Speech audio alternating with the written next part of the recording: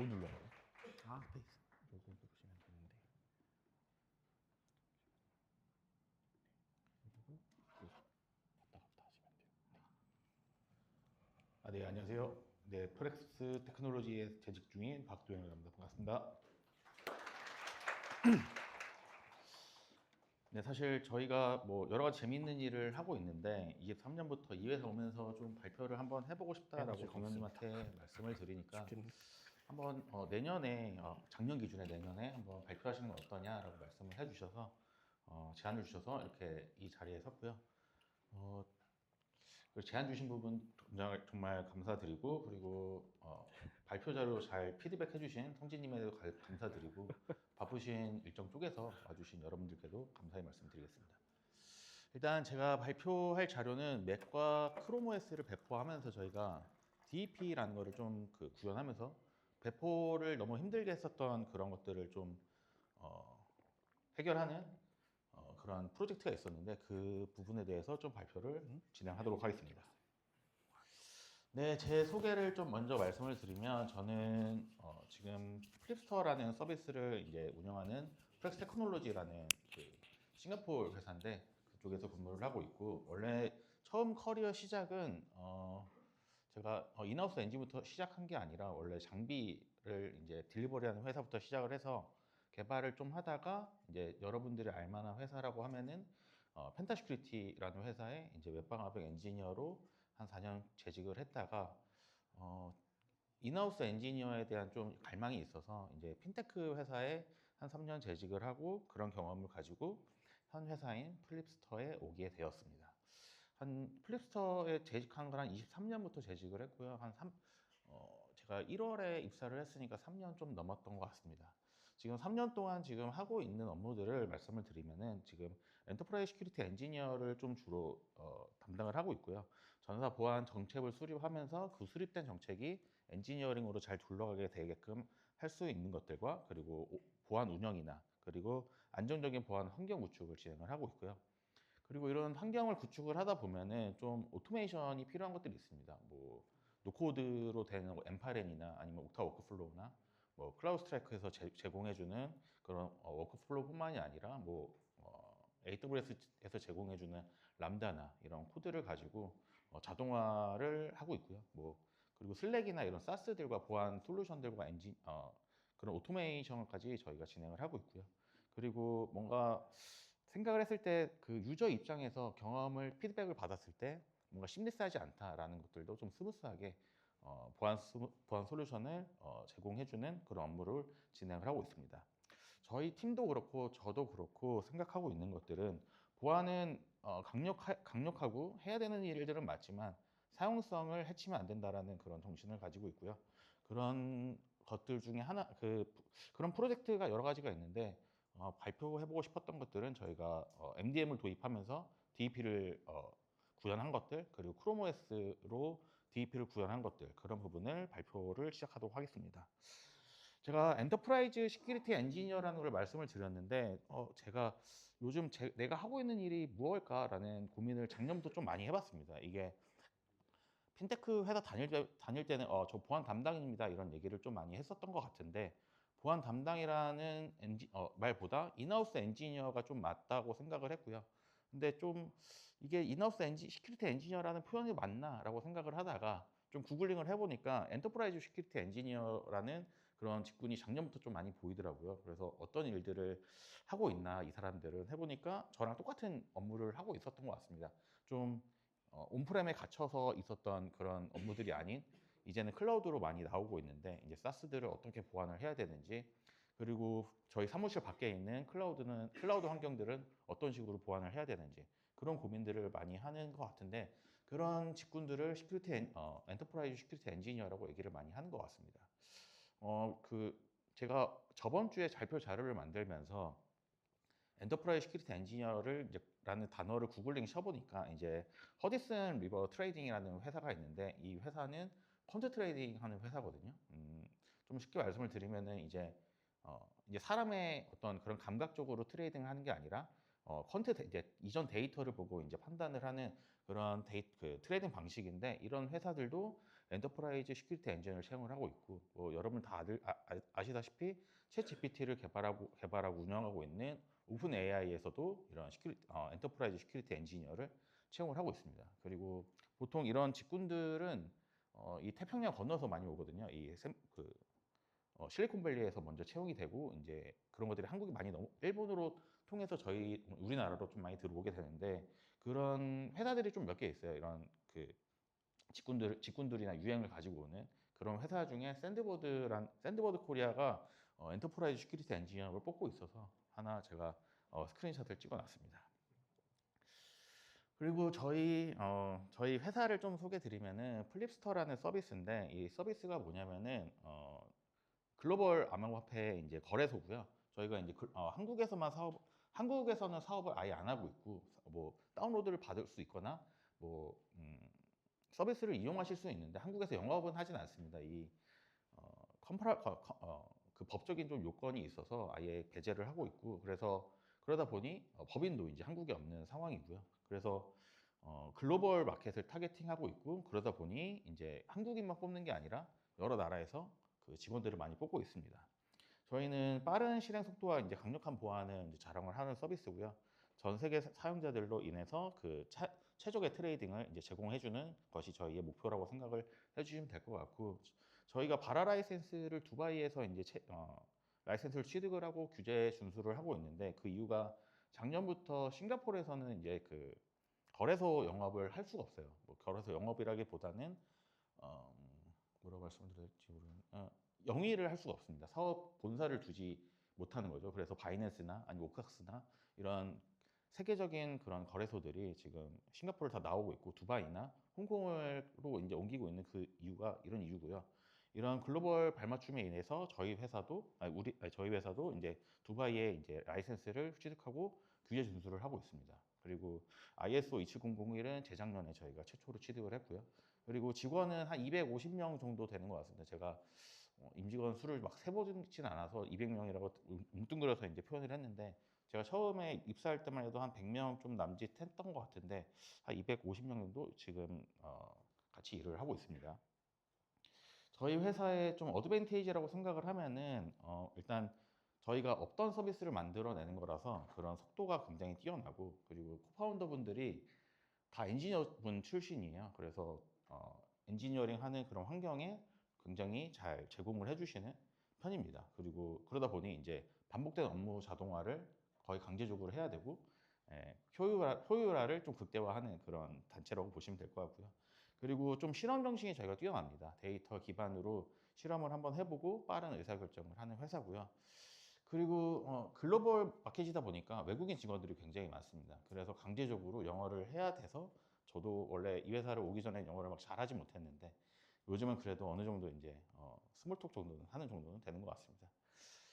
그리고 조금 제일 장점이라고 생각하는 부분이 영어랑, 그리고 리모트 퍼스트입니다. 저희가 시공간 제약 없는 협업 문화고, 아까 말씀드렸다시피 저희가 한국에 법인이 없어요. 그러다 보니까 이제 저도 계약 주체가 다른 나라로 돼 있는데, 그러다 보니까 사무실이 자연스럽게 없겠죠. 그래서 이제 재택을 하는 문화라서 그런 부분이 장점이라고 생각을 하지만, 실제로 와 하시는 부분 계신 것 같은데, 실제 보안적으로 생각을 해보시면은 생각이 좀 달라지실 거예요. 왜냐면은 저도 이제 이전에 이제 한국 회사를 다닐 때는 뭐든지 오피스 베이스였습니다. 오피스 베이스여가지고 사실 그냥 좀 얘기하면은 묶어놓고 좀 보완을 하면은 그나마 좀 편했던 것 같아요. 그래서 네트워크 신뢰 기반으로 사무실 안에 있으면 안전하다라는 그런 생각을 항상 가지고 있었고, 그리고 업무를 시작할 때는 항상 VPN을 강요를 했었고, 그리고 그래도 이제 뭐 20년에 이제 코로나 이슈가 있다 보니까 이제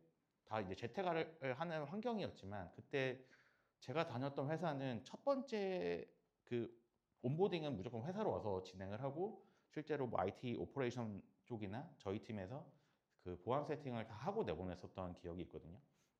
근데 그러다 보니 그런 환경에서 있다가, 그리고 이제 리모트 베이스로 오니까 사실 뭐 제가 그 나라로 갈 수도 없는 거고 맨날, 아니면 저희가 오퍼레이션 팀이 없다 보니까 뭐 어떻게 해야 되지라는 고민이 맨 처음에 되게 많았던 것 같아요. 그래서 자연스럽게 제로 트러스트를 지향하자라는 생각이 있었고, 당연히 NAC는 적용할 수가 없죠. 그러다 보니까 통제의 어려움을 굉장히 많이 겪었던 것 같습니다.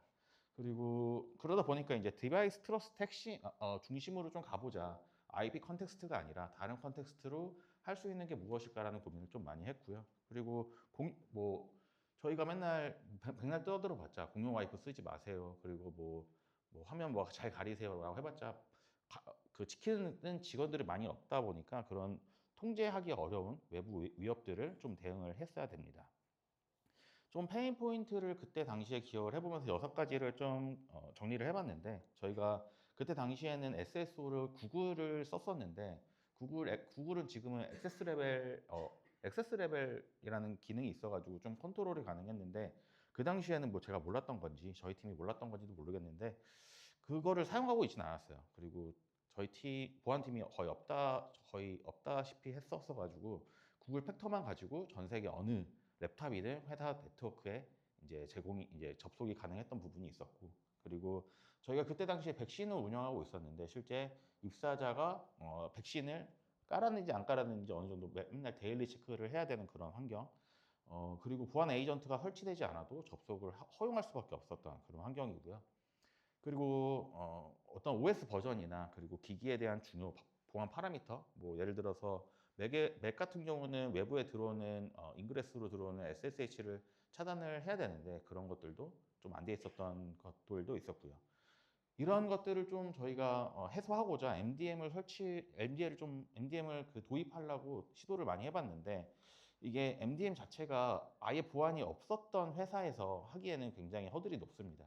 왜냐면 MDM 설치하면은 뭐 우리 감시하는 거 아니냐, 왜 프라이버시 보장 안 해주냐 이런 얘기부터 시작해서 좀 그 컴플레인이 굉장히 좀 많이 들어왔었어요. 그래서 좀 지금 생각해보면 보안 인식이 좀 낮았던 것 같은데, 그런 저항 때문에 진행을 하지 못했고, 그런 부분 때문에 저희가 SSO 옥타를 먼저 도입을 해서 좀 접근 기기 개수부터 좀 조여보자. 옥타 오크플로우를 이용해서 자동화해서 실제로 우리 회사에 들어올 수 있는 네트워크부터 좀 조여보자 라는 생각으로 이제 SSO를 도입했어도 어느 정도 뭐 파일 볼트나 아니면 OS 버전까지는 저희가 체크 가능한 수준이었는데, 뭐 아까 말씀드렸던 보안 중요 파라미터라든가 에이전트 배포 이런 것들은 할 수가 없었습니다. 그리고 SSO까지 껴버리니까 이게 명확한 이게 뭐, 그리고 설치해야 된 것들은 굉장히 많다 보니까 가이드가 좀 뒤죽박죽이었었던 것 같아요. 그래서 맨 처음에 온보딩 그 안내해주는 그 매니저들도 이거 가이드가 너무 뒤죽박죽해서 실제로 온보딩 하시는 분들이 조금 어려움을 겪고 있다라는 피드백을 좀 많이 받아서 이런 프로젝트를 진행하게 되었습니다. 실제로 제가 1차 시도로 접근 제어 중심으로 해결을 해보려고 했는데, 아까 말씀드린 것 같이 기기 개수는 줄였으나 실제 배포되는 환경이 없었고, 그리고 온보딩 하는 사람 입장에서 첫째 날 모든 그 기기 세팅을 못하는 경우가 발생을 해서 실제 리소스 낭비라고 생각을 좀 많이 해서 좀 한 번에 할 수 있는 방법이 없을까라는 고민을 하다가 DEP를 이제 맥에서 할 수 있는 방법을 MDM이랑 함께 할 수 있다고 제가 찾아서 이런 부분을 프로젝트를 바로 진행을 했고요.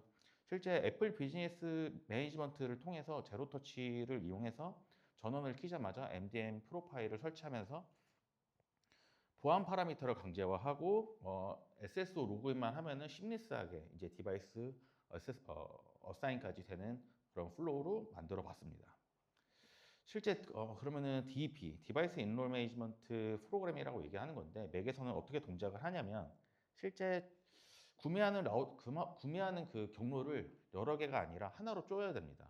이게 어떤 말이냐면 실제 회사에서 그 각각 구매하는 프로세스들이 다 다를 거예요. 뭐 쿠팡에서 구매하는 회사도 있고 11번가도 있고 뭐 제때제때 뭐 최저가 인대를 찾아서 하는 데들이 있는데, 그러지 않고 애플 법인을 통해서 구매를 해야 되고, 그 구매하는 대상도 개인이 아니라 법인 회사를 하나 만들어서 인증을 받아서 구매를 진행을 해야 됩니다. 그렇게 온라인으로 애플 법인으로 구매를 하면은 애플 비즈니스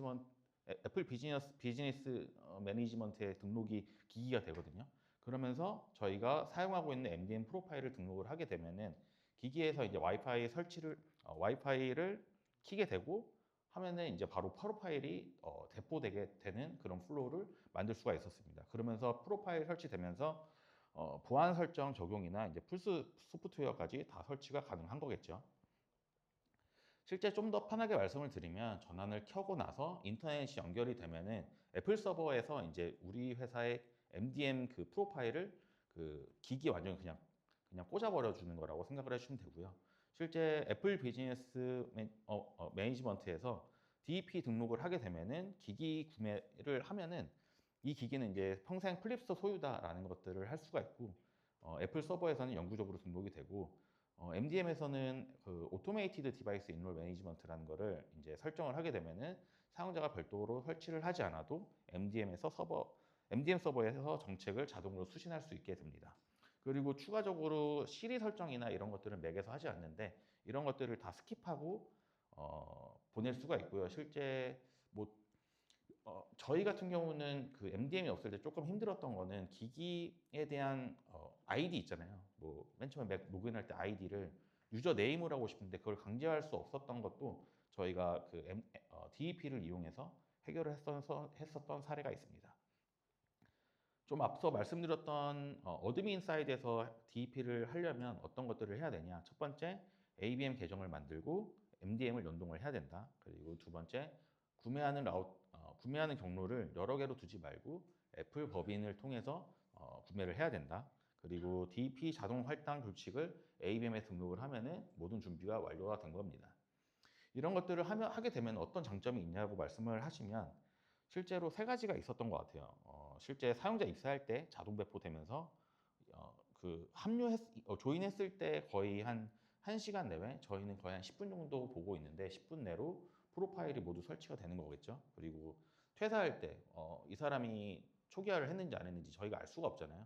그리고 그 기기를 어디다 쓰는지도 알 수가 없고, 그런 부분을 이제 저희는 이제 리모트 리셋을 이용해서 저희는 진행을 하고 있고요.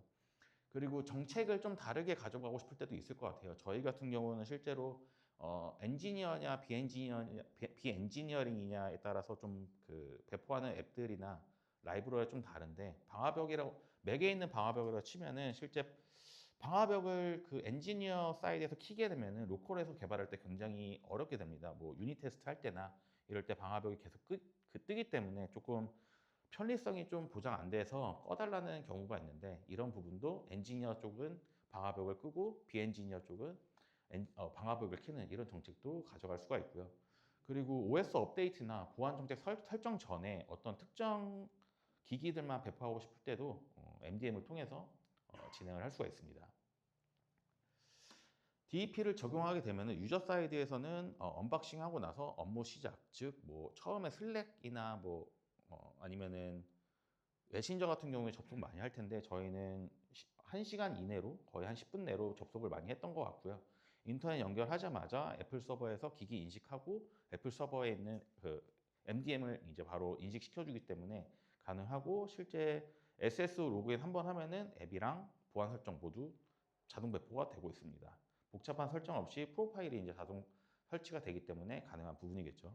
그리고 기존 입사자 같은 경우는 할 수가 없어요. 이게 이미 기기를 구매했던 거기 때문에, 그렇기 때문에 일단 그 칸지에서 MDM 모드에서 그 수동으로 설치하는 부분이 있는데 그 부분도 막 어렵진 않습니다. 그 로그인하는 페이지가 있고 그 로그인을 하면은 프로파일을 받게 되는데, 그런 부분으로 이제 지속적인 컴플라이언스 준수를 실행했던 것 같습니다. 그리고 MDM 통해서 보안 상태를 기존 입사자 쪽은 진행을 하고, 저희가 옥타 로그인 하면서 계속 컨디션을 계속 체크하고 있거든요. 그래서 실제로 인롤을 언제부터 하겠다라는 공표를 하고 이 옥타에서 컨디션을 조절한 다음에 실제로 다 설치하게끔 인롤 그 배포 컨셉을 좀 잡았습니다. 그리고 그 기기 변경에 대한 부담을 가지는 직원들도 굉장히 많으실 거예요. 저희 같은 경우는 한 3, 4년 정도 맥에 대한 주기를 가지고 있는데 이 기기 변경할 때 굉장히 또 보안 프로그램 못 갈아야 되고 하는 그런 좀 부담이 있어서 못 바꾸시는 분들도 이 기회 그 DEP 저희가 배포하면서 좀 시각이 많이 달라져서 그때 기기 그 변경을 많이 했던 것 같습니다. 실제로 이 화면이 저희가 DEP 변경하고 나서 이제 맥을 키고 나서 나오는 화면인데, 실제 뭐 맥을 많이 쓰셔서 아시겠지만 언어 설정을 하고 그 다음에 와이파이 설정을 하는데 와이파이 설정하고 나서 저 리모트 매니지먼트라는 화면이 뜨는 거거든요. 여기서 이제 컨티뉴 버튼을 누르면은 저희는 SSO를 쓰기 때문에 SSO 화면을 보내고 SSO에 실제 인증이 되면은 프로파일이 설치되게끔 진행을 했습니다. 그리고 추가적으로 이제 백단에서는 이 기기가 누가 쓰는지를 알아야 되니까 저희 자선 관리를 해야 되잖아요. 그 자선 관리까지 자동화를 모두 완료했습니다. 저희가 MDM1 애플에서 좀 권장하는 MDM 몇 가지가 있는데 제가 한 세 가지 칸지를 포함해서 세 가지를 POC를 했던 것 같아요. 한 길게는 2주, 짧게는 1주 정도 진행을 했는데 저희가 칸지를 선택하게 된 이유가 몇 가지가 있습니다. 첫 번째는 굉장히 직관적인 UI였던 것 같아요. 다른 MDM들은 조금 레거시한 좀 그런 UI를 가지고 있었다면 칸지는 굉장히 직관적으로 어떤 걸 하면 되겠구나라는 생각을 가지고 제가 운영을 하고 있고요. 그리고 그러기 때문에 제가 다른 시큐리티 엔지니어한테 이걸 알려주기가 굉장히 편했습니다. 저희가 생각하기에 이제 솔루션을 도입하는 좀 꺼려지는 좀 이유가 몇 가지가 있다면 이걸 도입함으로써 내가 일이 늘어나는 게 아닐까라는 고민을 많이 하실 거예요. 뭐 저도 항상 그런 고민을 가지고 있는데 그런 고민을 좀 타파할 수 있는 그런 계기가 하나 됐었던 것 같습니다. 그러면서 저희가 시큐리티 엔지니어가 지금 4명 있는데 저희가 지금 판지를 도입한 지 한 2년이 좀 넘은 것 같은데 지금은 엔지니어 모두가 누구한테 물어보지 않고 그냥 가이드만 보고 판지를 운영할 수 있는 지금 상태까지 오게 되었습니다. 그리고 실시간 상태 모니터링도 됩니다. 뭐 배시를 하나 배포를 했을 때 에러가 어떻게 나오는지 어떤 기기에 에러가 어떻게 나오는지까지 볼 수가 있고 두 번째 IDP 연동 친화성이 굉장히 좋았습니다. 뭐 아까 말씀드렸던 그 디바이스 할당도 자동화되고 그리고 작년에 나온 기능인데 어사인 맵이라는 아까 잠깐 말씀드렸던 부서마다 같은 정책이지만 부서마다 그 IDP에 있는 그룹 값이나 어트리뷰트를 가지고 와서 실제 특정 그룹이나 어트리뷰트는 어떤 것을 배포하지만 아니면 배포해라는 핸들링까지 할 수가 있고요. 그리고 저희가 옥타를 사용하고 있는데 디바이스 트러스트 컨디션이 뭐냐면 옥타에서 그 시그널을 받을 수가 있습니다. 이 기기는 MDM을 설치한 기기인지 아닌지 시그널을 받을 수 있는데 그 연동하는 부분이 제가 직접 했는데 5분도 안 걸렸던 것 같아요. 저희 MDM 그 테넌트랑 연동했을 때 그 장점을 가지고 있고 실제 저희는 애플 아이디를 안 쓰는 것을 지양하고 있거든요. 그 이유가 실제 애플 아이디를 개인 기기를 사용하게 되면은 실제 데이터가 유출될 수가 있습니다. 왜냐면은 애플 클라우드 때문인데 실제 뭐 자기도 모르게 되는 경우가 많더라고요. 그런 부분을 하지 않기 위해서 애플 아이디를 쓰지 않고 앱스토어에서 저희가 앱을 배포하게 되는데 이 부분도 저희가 MDM을 사용하면서 가능하게 됐던 부분이고 그리고 버전 관리도 가능합니다. 뭐 크롬 버전이나 저번 주에도 크롬 그 취약점이 하나 나온 것 같은데 저희는 뭐 따로 뭐 이런 취약점이 나왔으니까 배포하겠다라는 공지 없이 바로 그냥 칸지에서 밀어넣는 그런 액션을 취했고요. 그리고 맨 처음에 프로파일 설치될 때 시간이 오래 걸리는 경우가 있는데 그 이유가 좀 앱을 좀 많이 밀어넣으면 시간이 오래 걸리더라고요. 그래서 뭐 예를 들어서 파워포인트나 아니면은 MS 365를 쓰는 사람이 있고 안 쓰는 사람이 있는데 굳이 뭐 다 설치할 필요는 없는 거잖아요. 그래서 저희는 그 칸지 셀프 서비스를 이용해서 너네가 만약에 원하면 이렇게 써라 라는 가이드로 가져가고 있어서 자율성을 좀 보장하고 있습니다. 네, 이런 식으로 저희가 맥에서 MDM을 도입을 하면서 DEP까지 저희가 구현을 했고 크롬 OS 뭐 들어보신 분도 있는데 저희가 크롬 OS는 저희가 그 말레이시아 쪽에 브런치가 작년에 하나 생겼는데 그 브런치는 이제 고객들과 직접 소통하는 그런 부서거든요. 그런 부서가 이제 말레이시아에서 채용을 하자라는 좀 생각에 지사가 생겨서 이제 저희가 지원을 좀 나갔었는데 그때 좀 들었던 거는 맥을 사용을 하면서 굉장히 맥도 그렇고 뭐 윈도우도 그렇고 보안을 하다 보면은 모든 그 구멍을 다 막을 수가 있나라는 좀 모든 허점을 다 막을 수가 있나 내가 그런 좀 고민이 있어서 원래 DLP 에이전트를 좀 도입을 하려고 그랬는데 저희 코파운더 분들이 좀 더 심리스한 방법을 찾았으면 좋겠다라는 이야기를 해주셔서, 왜냐면 에이전트가 깔리면 깔릴수록 로컬의 속도는 느려지잖아요. 그런 부분 때문에 어떻게 할까라는 고민을 하다가 그러면은 OS를 좀 바꿔보는 게 어떨까라는 생각을 했습니다. 그 고객의 정보를 다루는 그런 팀들은 맥이나 윈도우가 아니라 아예 크롬 OS를 사용하는 게 어떨까라는 고민을 많이 했고요. 그 이유는 맥에서는 그 데이터가 나갈 수 있는 구멍이 굉장히 많기 때문이죠. 뭐 웹뿐만이 아니라 뭐 SSH, SFTP, 뭐 기타 등등이 있잖아요. 그런 것들을 다 막는 거는 에이전트 DLP 없이 막는 거는 현실적으로 불가능하다라는 게 저희의 결론이었습니다. 그래서 크롬 OS를 뭐 우연치 않게 봤는데 제가 POC를 직접 하면서 느낀 거는 굉장히 어떤 느낌이냐면 그런 태블릿이 노트북화 됐다라고 표현을 할 수 있을 것 같아요. 실제 할 수 있는 거는 브라우저나 앱을 실행하는 것밖에 없고 실제 마우스나 아니면 키보드까지 사용할 수 있는 그런 OS라고 생각이 됐고요.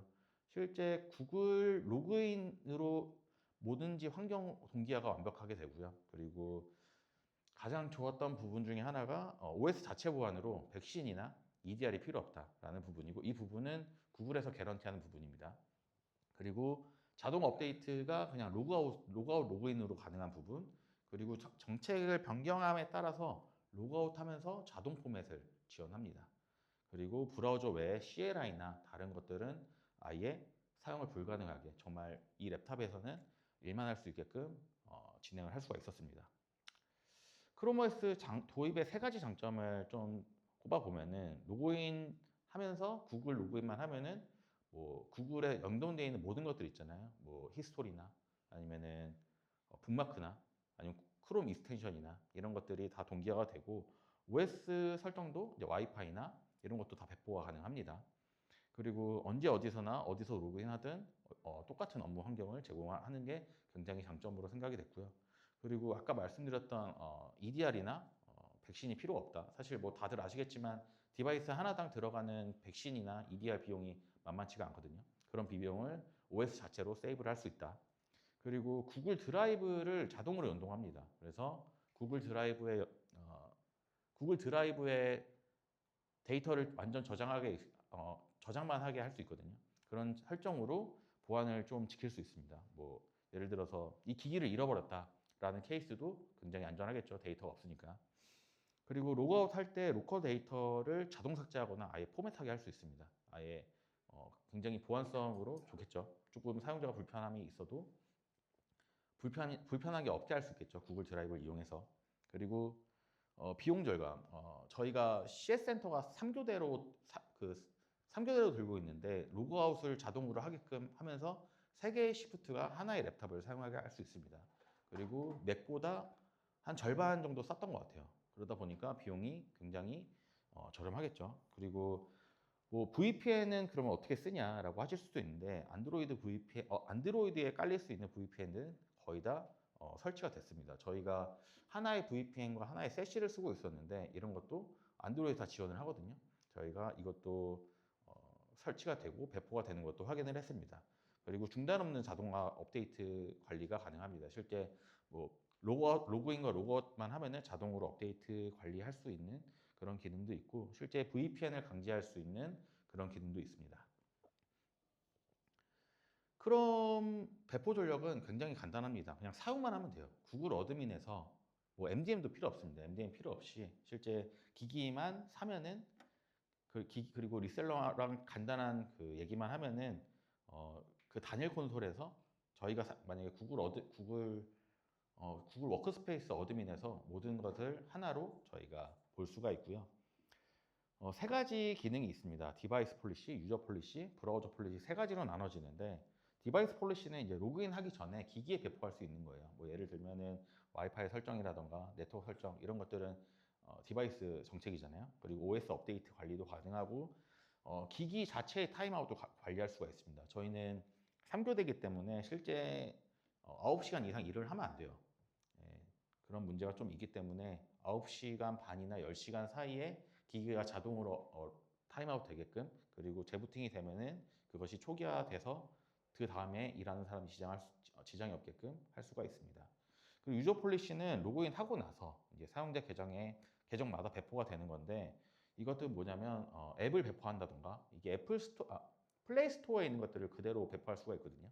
그리고 플레이 스토어에 있는 앱들만 어떤 것만 허용할지만 할 수가 있고, 그리고 브라우저 익스텐션 관리도 가능합니다.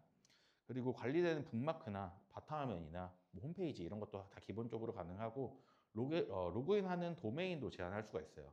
뭐 이런 시나리오가 있을 수 있잖아요. 뭐 크롬 OS를 로그인 시키는데 실제로 개인 계정으로 로그인을 하고 이 고객의 데이터를 가지고 나갈 수도 있는 그런 시나리오 있기 때문에, 저희는 로그인할 수 있는 도메인을 저희가 사용하고 있는 도메인으로 지정을 해서 다른 도메인들은 차단하게끔 그런 정책을 가지고 갈 수가 있습니다.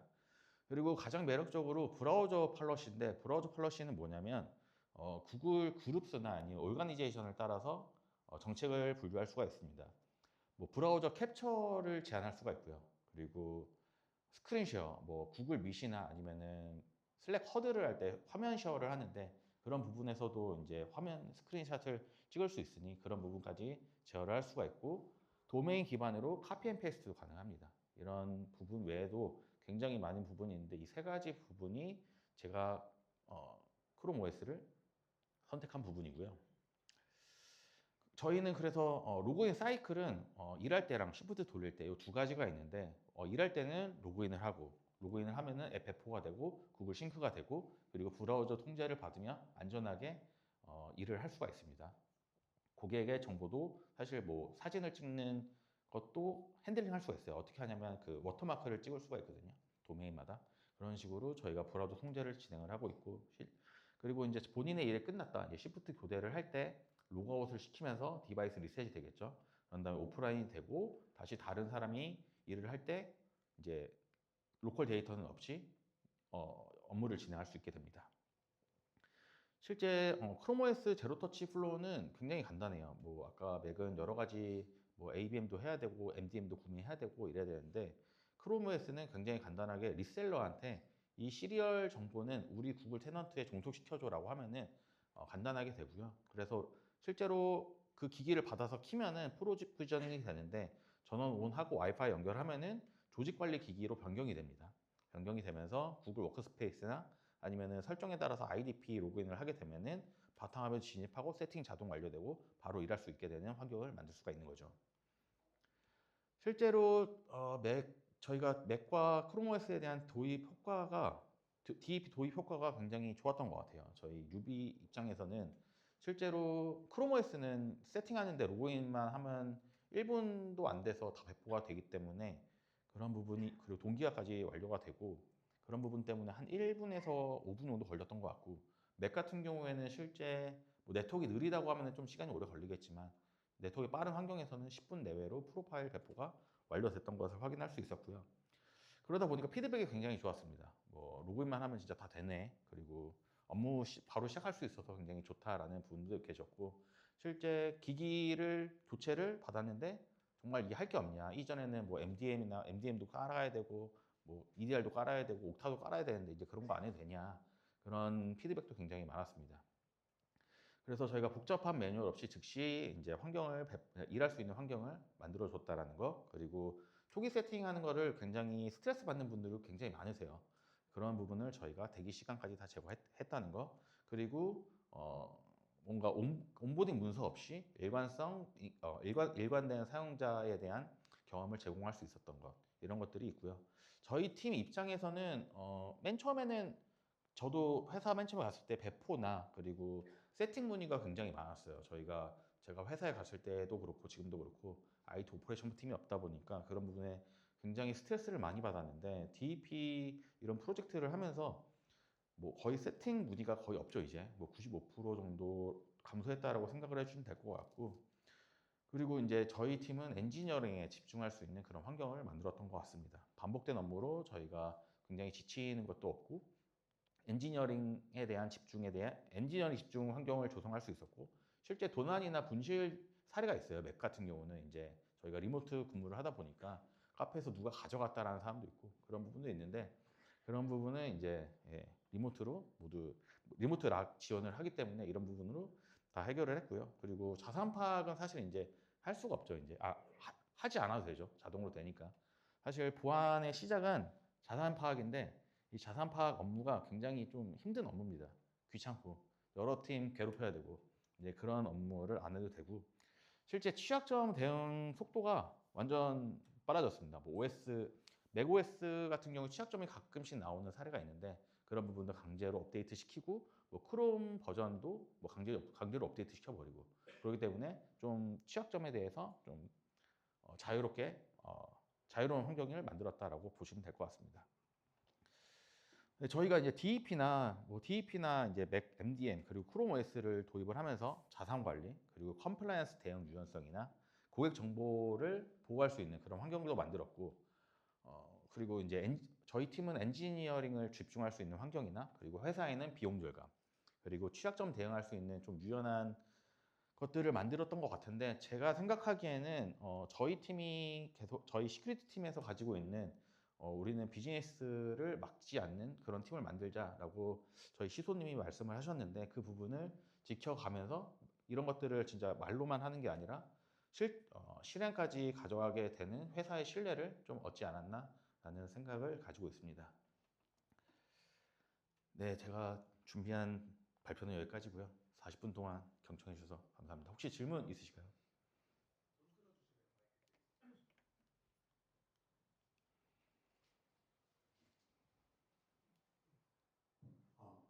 아, 네, 발표해 주신 거 들었고요. 그 프로모스랑 맥이랑 이제 그두 개에서 사용하는 멀티보이스 환경으로 보이는데 그럴 경우에 이제 OS별로 제공하는 기능이나 설정 방법이 좀 상이하다 보니까 이런 기기 제어 정책을 공통으로 가져가는 데 있어서 그 같은 게 있는지 하나 여쭤보고 싶고요. 그다음에 그 아까 DEP를 통해서 이제 기기 보안 설정을 하신다고 하셨는데 혹시 그럼 서드파티 솔루션 설치 여부 같은 것도 탐지를 해서 디바이스 캡처 기능을 사용하신 적이 있으신지 여쭤보고 싶습니다. 두 번째 질문을 잘 못 들었는데 다시 해주실 수 있을까요? 그러니까 기기에 이제 서드파티 솔루션의 설치 여부를 탐지해서 이제 그 옥타 같은 SSO의 접근을 차단하는 기능을 설정하신 적 있으신지 문의 드리고 싶습니다. 아, 네. 질문 감사합니다. 일단 첫 번째 질문은 두 개는 같은 OS가 아닙니다. 크롬 OS를 좀 그 정책을 좀 보시다 보면은 이거는 OS가 아니다라는 생각을 들거든요. 왜냐면 그냥 태블릿이다라고 생각을 하시면 돼요. 그래서 조금 정책을 보면서 좀 다르게 가져갔던 것 같아요. 뭐 예를 들어서 사실 아까 잠깐 말씀드렸던 것 중에 기기 타임아웃은 없잖아요, 맥에서. 근데 이제 그런 것도 이제 찾아서 했던 것 같고 좀 기본적인 보안은 다 가져가되 좀 그 OS 단이 아닌 그 위에서 좀 어떻게 보안적으로 강력하게 가져갈 수 있을까라는 고민을 좀 많이 했고요. 그리고 두 번째 질문은 저희도 EDR을 사용하고 있는데 그 부분도 똑같이 설치가 됐는지 안 됐는지에 대한 체크를 하고 있습니다. 실제 저희가 초기 세팅할 때 프로파일 배포할 때 EDR이 안 깔리는 케이스가 좀 있었어요. 그래서 그런 부분을 저희가 좀 등한시 여겼다라는 부분이 있어서 그 부분도 뭐 사실 제로 트러스트라는 게 어느 한 부분을 책임지는 게 아니라 다 같이 그 크로스 체크를 해야 되잖아요.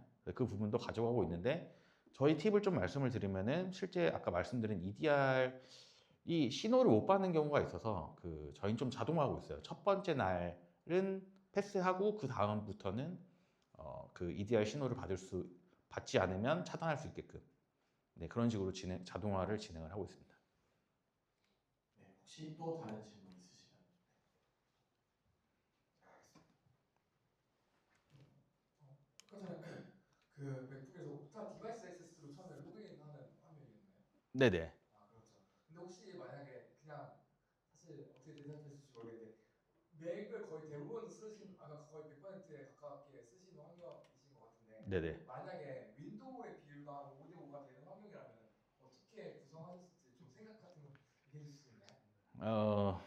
사실 저도 이 회사 장점이라고 생각하는 게 다 맥을 쓰는 환경을 자연스럽게 만들어 줬다라고 생각은 하는데 윈도우를 쓰는 사람도 있어요. 근데 사실 쓰는 사람도 있는데 굉장히 극히 드물고 거의 고맙습니다.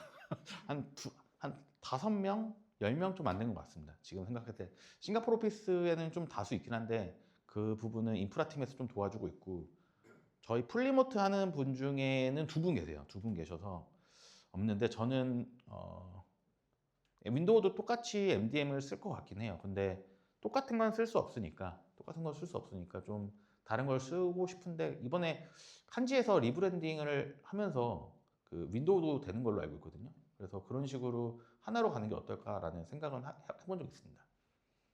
네, 사실 더 많은 질문을 해주실 것 같은 분들이 몇 분 계시는데 시간 관계상 저희 여기까지 하고요. 좋은 발표해 주신 박도영님한테 박수 한 번 더 부탁드립니다.